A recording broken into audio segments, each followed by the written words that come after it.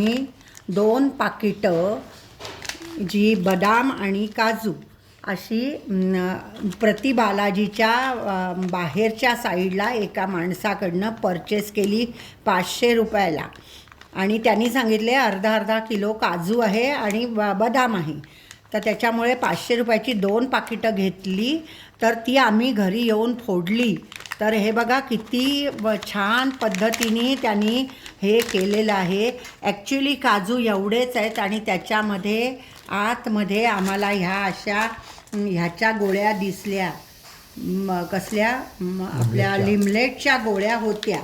आणि दुसऱ्या ह्याच्यात हे जे काजू होते बदाम होते ती पण अशीच पावडर चिकटवलेली आहे.